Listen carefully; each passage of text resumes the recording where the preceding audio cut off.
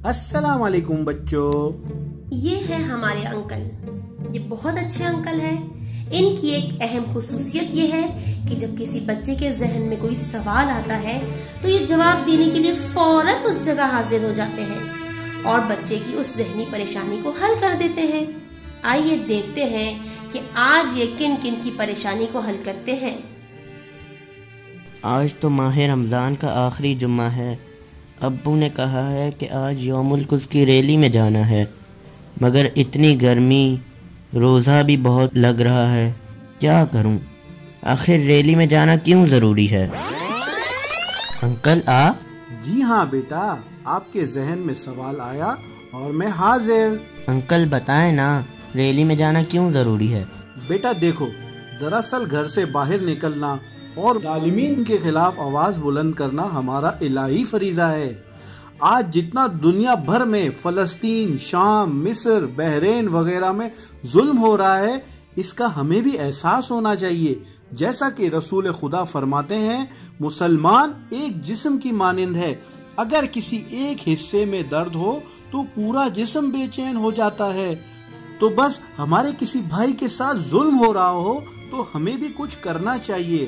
اور جب ہم گھر سے باہر نکل کر ان مظلومین کے لیے آواز بلند کرتے ہیں تو ظالموں کو پتہ چلتا ہے کہ یہ مظلومین اکیلے نہیں ہیں، بلکہ ہم سب ان کے ساتھ ہیں. بالکل ٹھیک کہا انکل آپ نے. جی بس 2 منٹ، ابھی تیار ہو کر آتا ہوں. اوف، ٹھیک ہے کہ مظلومین کے حق میں آواز بلند کرنا ہم سب کی ذمہ داری ہے، مگر ایک میں نہیں جاؤں گا تو کیا ہو جائے گا؟ میرے صرف جانے یا نہ جانے سے کیا فرق پڑتا ہے؟ انکل آپ؟ جی ہاں، آپ کا سوال اور میں حاضر. دیکھو بیٹا، تمہارے صرف ایک کے جانے یا نہ جانے سے ویسے تو کوئی فرق نہیں پڑتا، اور اسی طرح سب ہی سوچیں گے تو کون مظلومین کے حق میں اور ظالمین کے خلاف آواز بلند کرنے کے لیے گھر سے باہر نکلے گا؟ یعنی میں نہ جاؤں تو چلے گا نا؟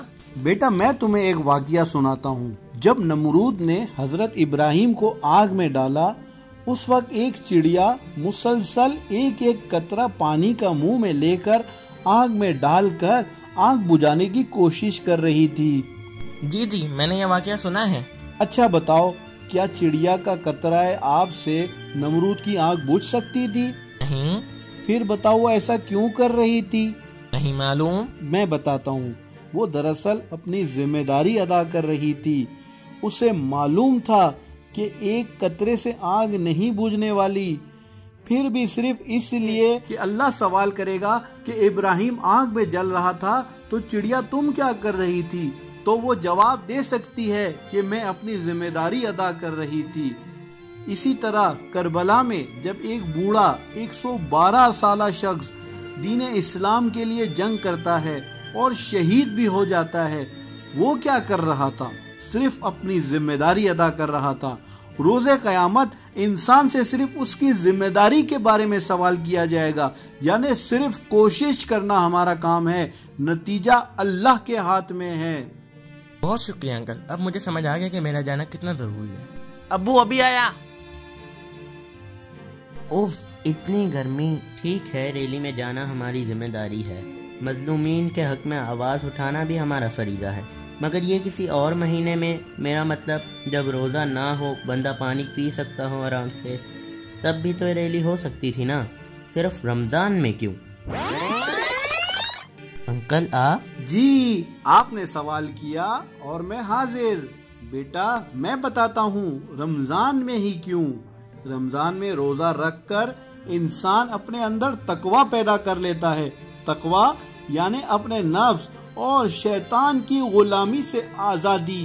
جب انسان اپنے نفس اور شیطان کی غلامی سے آزاد ہو جاتا ہے اور پورے مہینے اس کی پریکٹس کرتا ہے تو بالآخر ماہ رمضان کے آخر میں اس قابل ہو جاتا ہے کہ اب دوسروں کو، مثلاً مظلوموں کو ظالمین کے ظلم سے آزاد کروا سکے اور بیت المقدس کو اسرائیل کے قبضے سے آزاد کروا سکے. یعنی ایک آزاد انسان ہی کسی دوسرے کو آزادی دلا سکتا ہے. اسی لیے امام خمینی نے ماہ رمضان کے آخری جمعے کو قدس کی آزادی اور مظلومین کے حق میں ریلی نکالنے کا حکم دیا ہے۔ انکل آپ کا بہت بہت شکریہ، آپ نے میرے ایک اہم سوال کا بہت بہترین طریقے سے جواب دیا۔ اللہ ہوگی القدس کی آزادی، انشاءاللہ ہوگی القدس کی آزادی، دیکھے گی یہ دنیا ظالم اور ظلم کی بربادی، انشاءاللہ ہوگی القدس کی آزادی، انشاءاللہ ہوگی القدس کی آزادی، ایمان بھی پختہ ہے، تحریک بھی جاری ہے، دشمن پہ ہر لمحہ ایک لرزہ طاری ہے، ہم نے جب سے اس کو حق کی یہ بات سمجھا دی، انشاءاللہ ہوگی القدس کی آزادی، انشاءاللہ ہوگی القدس کی آزادی، دیکھے گی یہ دنیا ظالم اور ظلم کی بربادی، انشاءاللہ ہوگی القدس کی آزادی، انشاءاللہ ہوگی القدس کی آزادی، ہم پیرو حیدر ہیں جو کہہ دیں کرتے ہیں،